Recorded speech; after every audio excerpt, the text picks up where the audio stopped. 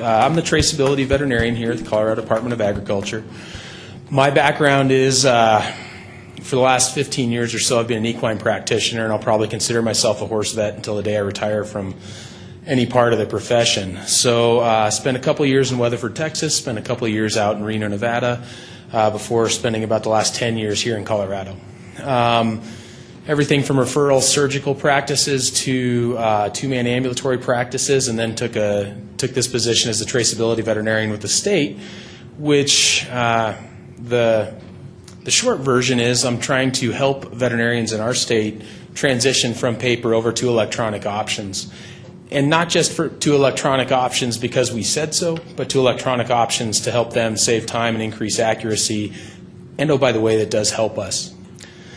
So Carl may recognize this little picture because this is actually fairly close to his neck of the woods. That's one of his neighbor's horses that I took a picture of because it happened to be a nice day driving up there in Buffalo Park in that area. But this is the kind of areas that, yes, we do have horses up there, but we also have a lot of the classic dry lot and backyard horses to go with the performance horse industry that we have here in Colorado. We have about 1,200 to 1,300 Type 2, Category 2 accredited USDA veterinarians in the state. So they generate a lot of health certificates. For import and export health certificates here in Colorado, our office usually will process about 50 to 55,000 health certificates a year.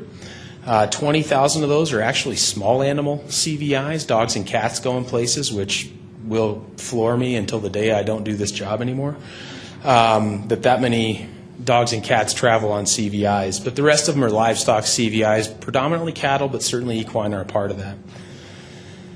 So, in electronic health certificates and certificates of veterinary inspection is what CVI stands for, but in electronic health certificates there are kind of three different entities that are looking at three different goals for these type of things. And for regulatory officials, our goals for the electronic health certificate is maybe a little bit different than what the goals are for the private practitioner out in the field or for the accredited vet. We're looking for data that is easily exported and imported into our databases so that we can have that for traceability and disease outbreak response. That helps us to have that data be easily and rapidly searchable, and we want something more than preferably what we consider digital is more than just a scanned JPEG or a static PDF, because that is just if you take a picture of something with your cell phone and send it to our office, that may count as submitting a health certificate in some instances, but we are still going to have somebody in our staff manually enter that data into a database. And I think Angela touched on it earlier today talking about data entry error rates. And what I found in searching data entry and administrative jobs, it's kind of readily accepted within the industry that most data entry professionals have an error rate of 1 per every 350 keystrokes.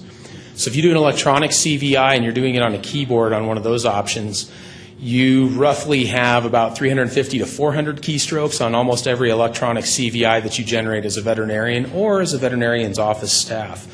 That means that every CVI that we receive that's an electronic CVI already has one error ferreted away in there somewhere just due to typos.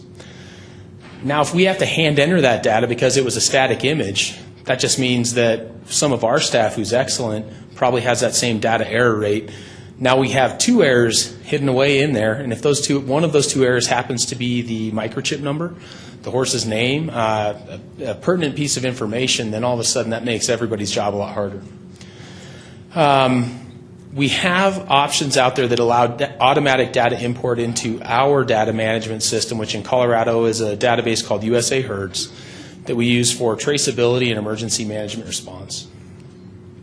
If you're an equine veterinarian and you're looking for an electronic CVI, you have a different set of goals than we do at the state. You need it to be convenient. It must save time and it must work, and it must work almost from the word go.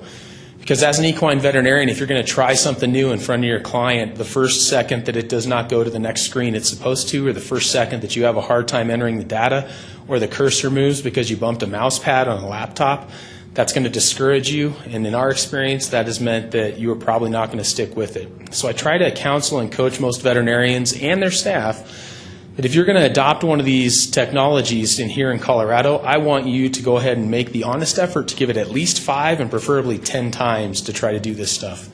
Not 10 times to try to submit a single health certificate, but make the commitment to actually learn it and try it 10 times. So it's got to be easy to learn. It's got to be intuitive for the veterinarians to pick it up, and it's got to be cost effective. We've actually found it a very useful tool in Colorado to transition veterinarians from paper to electronic options is to charge them for paper. So in Colorado, if you want to order a book of health certificates from our office, that will cost you $3 per health certificate. We're happy to ship that to you for the cost of shipping as well, and have fun with your pen and paper. If you want some electronic alternatives, however, we will supply those to you for free. We will also act as somewhat of a support and IT department to troubleshoot that to some degree and try to help it to make it easier for you to use. The other thing with electronic options is we need to have an option with tools that are readily available. If I tried out the perfect electronic CBI option and you need to purchase new electronics to use it, you're not going to use it as a veterinarian. So having something that is utilizing readily available technology that's generally in those practices or in those veterinarians' hands or coat pockets, that's the way to go. And then some of the electronic options we found are easier to submit to us at the state veterinarian's office. So part of the traceability rule in 2013 mandated that if you as an accredited veterinarian write a CVI, you have 7 days to mail it or to send it to us at the state veterinarian's office, and we have 7 days to forward it on to the state of destination so that they know something's coming. It's a 14-day window, so a lot of times that means they know that they have already received something. Whereas if you use one of the electronic options and you sent it that same day, the MCVI app that I'll show you is already imported into our database before that horse got loaded on the trailer. Horse owners looking for CVIs, I think this is kind of a misnomer, and I put this slide up here just to kind of explain. In practice, most horse owners say almost across the board, man, this is just a way for the government to fleece me again, or for you to make a little bit more money off of me. So horse owners aren't really crazy about doing this out of the goodness of their heart always, but they've started to realize that there are other reasons to do this than because we said so. In my practice, horse owners liked having an electronic CVI because they thought it was pretty novel that I could actually email that copy to them. And I found it in practice to be nicer to email that so that when they inevitably lost it at 9:30 on Friday night before they're leaving at dark 30 on Saturday morning to go to a roping, I can just email them the new copy. I don't have to meet them down at the office at dark 30 at 5 a.m. before sunrise on Saturday morning to give them another paper copy. To me, in practice, time was money and time was time. What I figured was most electronic health certificates I could save because I can type pretty fast, so I saved about 5 minutes per health certificate. And writing between 100 and 120 health certificates a year by hand, that gave me a whole 10-hour day back that I could do whatever I want. I could make appointments and make money that day, or I could not, and I could have that day of vacation. So clients expect something to happen at the speed of commerce in the equine industry, so they want to have that health certificate, and they want to be able to show it on a smartphone or tablet or a computer, and or possibly even email it to the show stewards to have that stuff waiting for them on arrival. So the last part of it with electronic health or with a health certificate period for owners, and I ask this as a question almost, is having an electronic health certificate, having that veterinarian having inspected that animal, and then having that check-in information waiting at the show, does that increase consumer confidence in the equine health at their events? Does that make them feel better or safer or happier with the show or the event that you might be hosting because they feel like everybody has gone through this and we have a good grasp of if something happens? So our current electronic CVI options, and my list in this presentation is by no means all-encompassing because there are certainly private companies that are coming out with new products. There are other individual state products that are out there and available. But for the purposes of this talk, what I had put together were these options because these are the most common options that we see and that we deal with here in Colorado. Up across the top, the USDA APHIS has the Veterinary Services Process Streamlining Service, which is VSPS. And that is a free service that you can use as an equine veterinarian. You can also use that for digital Coggin submissions. To your upper left, the picture of a health certificate with the red in there that says, "Are you digital?" That's the Kansas-Colorado template called the ECBI. That's a fillable PDF that lives on a computer. So whether that's a desktop or a laptop computer, it lives on that computer. It is not online until you attach it to an email and submit it to the state veterinarian's office.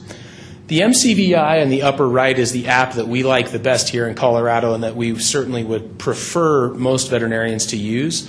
It works on any Apple or Android device to generate a health certificate. You can attach pictures, and once you hit submit, finish on that health certificate, as soon as the next time you're in data range, it submits that to our office immediately.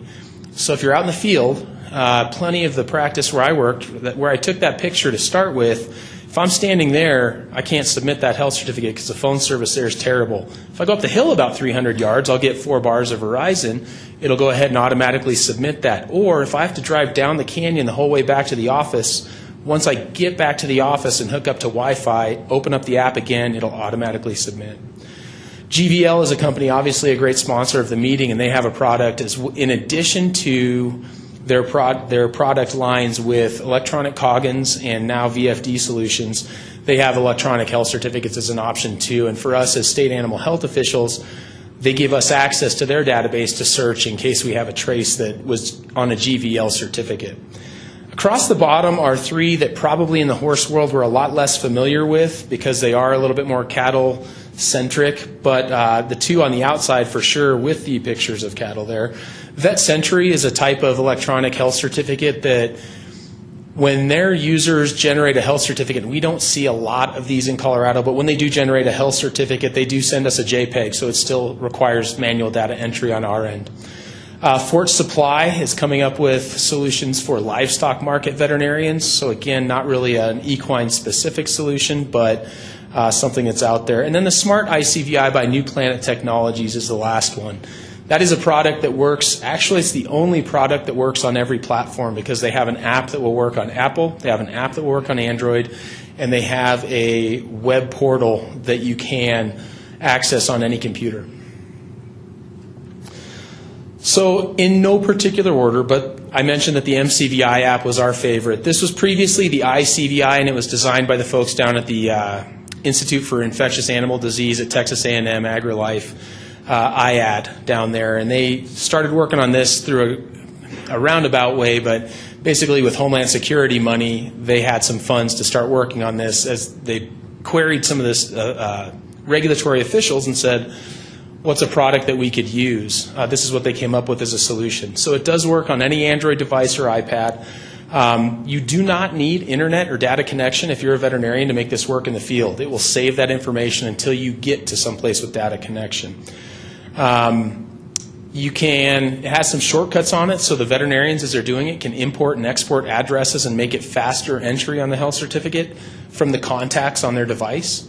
So if I pull up my brother and I'm doing a health certificate for him on my phone, it will enter the information that is in my brother's contacts. If all I have is his phone number, then that's all the information it will import. So what I counsel veterinarians that are using this to do is maybe the first time through your practice as you're doing this, put your practices, put your barns, put your trainers in your contacts with their address, with all the other details that we require for a health certificate.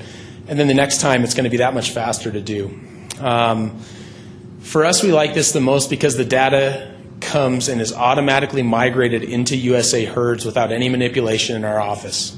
So that means we get an email. First of all, the veterinarian gets an email. Your client gets an email right now as soon as you're in data connection. So I've written these for people where I'm standing in the driveway and I had cell service and they're like, oh, I just got the email. Here's my health certificate. Thanks, doc. Horse clients love that. So secondarily, we at the state get that email at the same time. We love that. And especially because when we look in USA herds, we don't have to manually enter the data. The data is already imported through the efforts of CAI and IAD. They work to have the data automatically be imported into USA herds for us. And we also get a copy of a file format called XML, which if you're familiar with data files and formats, the XML data is kind of nice because it is easy for us to import that information. If we get an MCVI from another state, we get the XML, and that's an upload. Again, not re-entering data, it's automatically uploading the data into our system. The animal ID import process on this, which is a little bit more of a cattle problem, but I've had this with horse vets as well who, I've got this roper takes 7 horses to a roping every month, 3 times a month, so I'm writing 3 health certificates for them. Doc, is there any way I can save a template of this thing with those horse names in there so that each time I see him, I don't have to enter each horse's name? There are ways to get around that and shortcuts to do, but it is not super intuitive for the veterinarian, so that does involve us helping the veterinarians and walk through that to troubleshoot, but it's there. Believe it or not, you still have accredited veterinarians that don't have a smartphone or an iPad or a tablet in the world. So I heard somebody say earlier he was sad to say that they still had to fax things. Yep, they still exist out there. You're going to have to point out a fax machine to a millennial and explain to them what it does, but they do exist out there. So the ECBI is a fillable PDF that came up from Colorado and Kansas. And Colorado and Kansas came together and put their heads together. And this form is going to be familiar to most veterinarians because it looks a lot like the paper health certificates most of you are used to filling out. It comes up on the screen, and all those red fields are the required fields that you have to fill in, all of those fields. Not necessarily correctly. You just have to have them filled in before you sign it. Your signature file is all saved on your computer, so this is an offline solution. I actually started using this in practice back in late 2012 because I had a laptop in my truck to do my invoicing. And so this lived in a template folder on my laptop. I could pull it up, I could write the health certificate. And what really kicked it off for me was I could print it out there with the printer I had in my truck, but when my printer was not working correctly, a couple of my clients said, hey, could you just email that to us? I said, well, yeah, I sure could. So it added one little step at the end of the day was I had to remember to send that email, but that was the same time that I remembered to send the email into the state to submit the health certificate. So it helped me that way. And this was something that, because you can tab through the fields on a keyboard, the data entry on this can be quite fast. So it'll work on any computer that can work on Adobe Acrobat Reader, but we do have problems occasionally with it. Newer versions of Windows will use a Microsoft proprietary a PDF viewer, and this doesn't play well with that. It has to be the most current version of Adobe. For us at the state, the USA HERDS upload of this, again, we can take it's a dynamic PDF, which what that means is the data is locked in there, and we can take that and automatically upload it into our system, again, without duplicating the data entry. Both this and the MCVI in Colorado we offer as free solutions to our veterinarians. If they're willing to take the plunge, we're willing to supply this for free and act as a bit of the IT and the help desk. So VSPS is a USDA database. This is an online system, so you do need to have internet connectivity to get onto this. And once you are onto that, to be able to get access, you need to get your identification what's called e-authenticated, and you have to get level 2 e-authentication. So it does require the extra step of going somewhere, physically showing your government issue ID to a government employee. They will then verify that your ID has been verified and you have access. So you can set up your client books in there, you can save address books, you can save stuff in there. So if you're duplicating and redoing health certificates, or this one will also do EIA test forms, amongst other test forms. If you're doing that stuff, you can save that stuff in there. You can also save images in there as well. You do have to have data commission, and in an interesting twist, the requirements for an accredited vet are you do the health certificate and you're supposed to submit it to the state of origin so they can forward it to the state of destination. This system doesn't do that, but they do give us access to go in there and search their database. And so if somebody's entered the IDs in there, we can search this database, and it kind of, to use Summer's silo analogy, which I think is a great one, we just have a lot of silos as traceability people that we have to look in, and we know that we have to look in them. A lot of those are not going to consolidate just because of rules and regulations in different states and federally. So we know that they're there. We know that we're going to have to search them, and we kind of have an order of operations that we go in Colorado if we have a trace for an animal.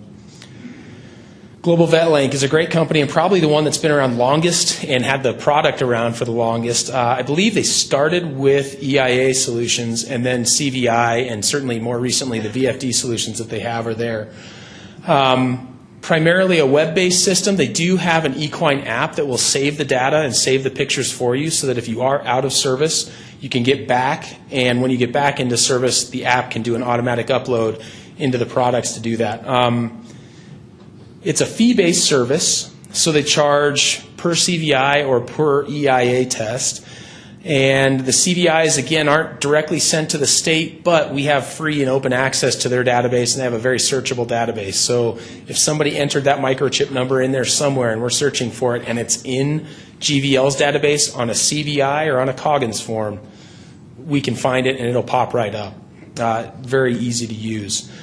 So while I said, and I think when I originally put this slide together, there was no mobile app, but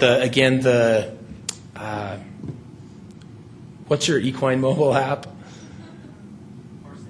Yes. So that app is available for practitioners to use, so that if you don't have a data connection, you can't access your login and sign-on information, you still can capture that information for that horse, the current ID information, whether that's name, microchip number, description, and pictures, and all of that is a more easy upload process when you get back, rather than storing it, writing it down, and remembering to upload it later.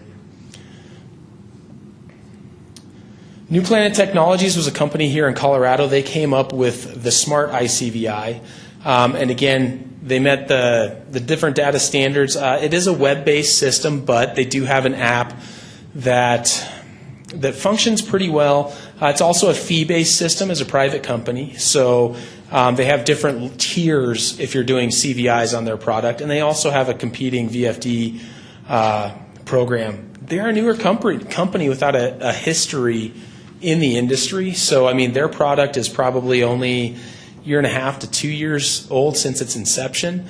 So we don't get a lot of these in Colorado. In fact, most of the ones we have received so far are import health certificates rather than Colorado veterinarians exporting animals. VetCentury and Fort Supply, like I touched on, those are certainly not getting used a lot. We don't have any Colorado users for VetCentury, and even for Fort Supply, I think we only have one sale barn veterinarian currently using it, and we get import CVIs from a Montana sale barn veterinarian who's using it. All of these different companies are tasked with meeting the standards that the USAHA came up with and agreed upon for CVI data standards, which is to say each field has this kind of data that you need to supply in this format, so that can then be filled out and correctly uploaded or entered, if the case may be. We get a VetCentury, and so even though that's an electronic CVI, we get a VetCentury, and I'd say the big benefit over paper is it's legible, because we all know as veterinarians, handwriting is not a really great attribute that we possess. But so it's legible, but it's still something that requires manual data entry in our office.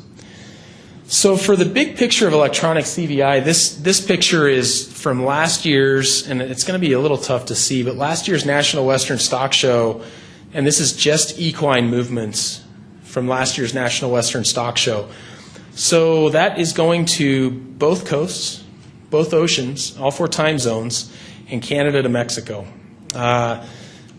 That's going on right now. For those of you that are in town visiting, if you got some time to kill, go on down, take in some of the show tonight. I think there's always something entertaining going on there, in addition to the PRCA rodeo, and this one doesn't include the PRCA animals as well.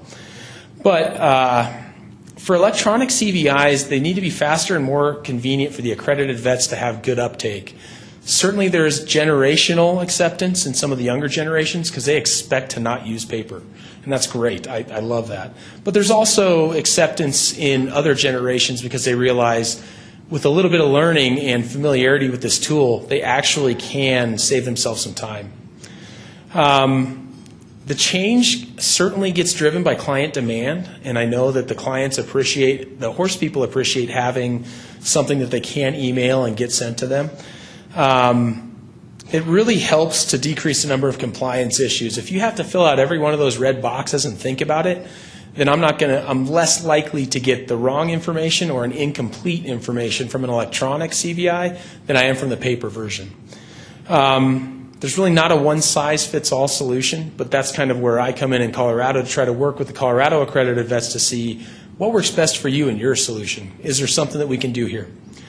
And we do think that it helps to speed up traceability for a more nimble response to an actual disease outbreak. So I was also tasked with speaking a little bit about equine passports, and I will freely admit that in Colorado we don't have any equine passport program, so I may not have been the world's best selection for this, but I did talk to a couple of different states that do use equine passports. So with a couple of different versions and a couple of different variations, there's essentially one in the southeastern U.S. plus New York, and then one in the northwestern U.S., and currently something on the table for more western states to have a version as well. I know that there are members of each of the states that do use an equine passport, an extended CVI, whatever you want to call it, so please feel free to pipe up and correct anything that I get wrong on this. So basically it's a health certificate for the equine client that's good for 6 months. They need an initial health certificate that's within 30 days, and they need a current Coggins for whichever state they're in. And with those two things, a current negative EIA test, I should say, with those two things, as the passport is good for 6 months or until the Coggins expires, if that happens before the 6 months is up. And some states also, they initiate it through the accredited veterinarians. Other states, the horse owners go and they get the health certificate and the Coggins from the accredited veterinarians, and then it's on the horse owner to sign up and pay the fee. So for the northwestern states, I think this started out between Washington, Oregon, and Idaho, but California and Montana will also allow animals to travel into their states, but didn't have originally, they didn't give these out. So after the original agreement time expires on your 6-month health certificate in Washington, you, the horse owner, are supposed to submit to the Washington State Veterinarian's Office an itinerary of everywhere you went. Also, when you signed up for it in Washington, you were supposed to have said, I'm only going to be going to Idaho, so I just need this for me in Idaho, or I need it for Idaho and Oregon, or I need it for all 5 states. So you're supposed to declare that up front and then turn in an itinerary at the end of it. Talking to some of the officials in Washington, they've seen some low itinerary submission compliance to the terms of the first year. I think they said they have around a couple of thousand of these, up to maybe 3,000 of these. And I don't know, Dave, how many itineraries do you guys get back on a normal year? Small number, yeah. So that kind of brings up, if you have these passports, do you then have some sort of reporting or permitting or itinerary process? Do you have compliance mitigation, or do you check on that stuff? And I think that varies state to state. The Saha states down in the southeastern part, and I'm not exactly sure how New York got lumped onto this, but New York is also a part of this for that. And so you can get, again, it's a 6-month, I think Florida calls it an event extension for your health certificate. But they also, GVL offers a solution for, is it just for these states, Jill? For the Saha states, or is it for only certain Saha states? So for all of the Saha states, GVL also offers the Go Pass, which is slightly different. So if you are in Florida, and again, correct me if I'm wrong, but you can get the extended equine CVI or the event extension or the passport card. So those are your options down there, or the Go Pass, which you can use as well.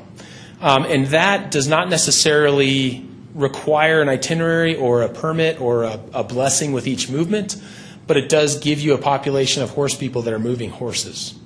So that brings up some other questions about what is the value of the veterinary exam, what is the value of a 30-day CVI, and I know in Colorado certainly we have events that require a 10-day CVI to get into the event. So would a passport qualify for that? And I don't know an answer. That's a rhetorical question, but that's kind of one of the issues with these, I think.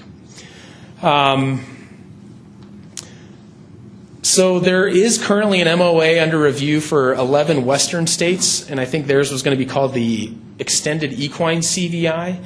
That is quite a bit of the western U.S. that would be looking into that. In addition to those states in the northwestern U.S. that started, this would also include, I think, everybody west of the Mississippi except Colorado, South Dakota, North Dakota, Nebraska, and that's about it. So by making it easier for these horse owners, the exhibitors, the people that are showing, the people that are going to these competitions, Are we going to increase the knowledge that we get of who is moving horses? And are we going to increase the knowledge of where they're moving horses and when? I think those are all questions to be answered. And I know there are some of the solutions, it's more of a permitting and permissions system, where if they want to make the movement, they have to get the permit. I believe that's what Montana's goals are. But in other states, they just want to know who's moving the horses. The other question I have is, they may increase the amount of movements that we know about, but do they really? Or are the same people going to move horses without following the regulations? Are we just finding another way to actually find out less about traceability and horse movements? So I certainly would welcome any input from states that use these systems and what their experience and what their findings have been.